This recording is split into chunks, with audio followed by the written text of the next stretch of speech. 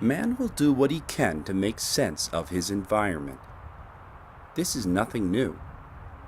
Once he understands the basics, then he will get down to making himself comfortable, and finally, to making himself at home.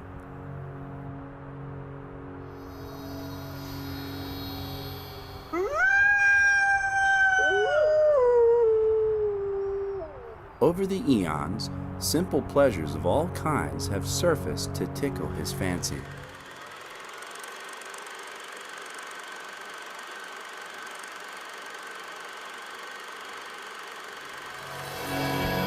Other than sex, food, and sexual misconduct, one proven mainstay is the refreshing beverage, beginning with tepid water, progressing to river water, and then on to whiskey.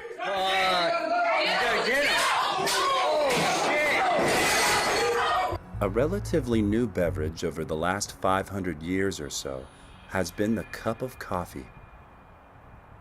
Upon its discovery for the remainder of the millennium, man stuck to a simple recipe.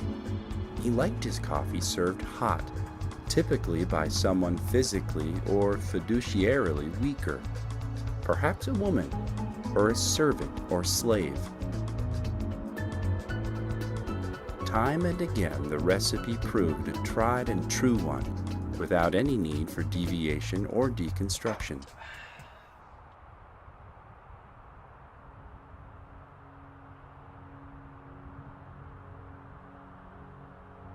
Lately, though, man's situation has changed dramatically. Resulting from certain shifts in the cultural temperament, he increasingly finds himself on his own, pensive, frustrated, and often impotent. Now free of the admittedly misbegotten luxury of forcible labor, yet paradoxically enslaved by his increasingly sophisticated opinions. Bulging from under my rib cage.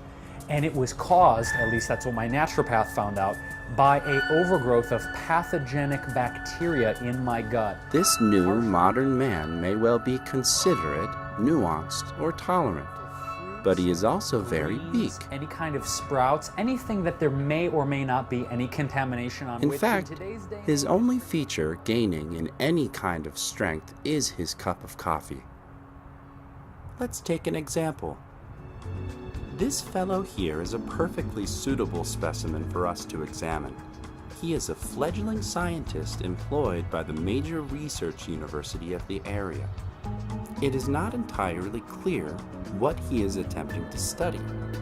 He lives alone in a small room and has taken to steeping fair trade, medium light roasted coffee for up to 16 hours in cold filtered water.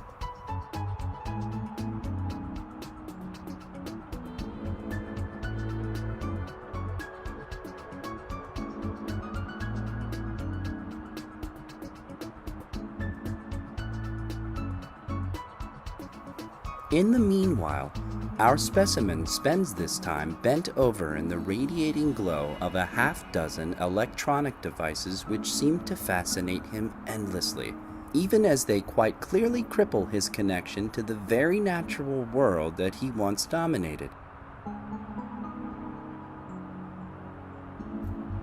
This commenter misunderstood the point of this post. So, is it worth logging in to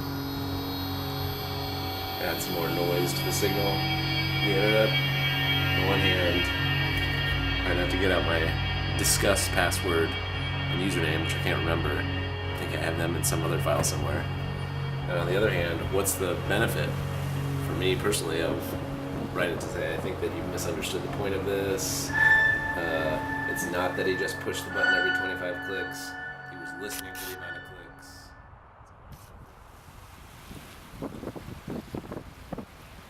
Listening to the amount of clicks.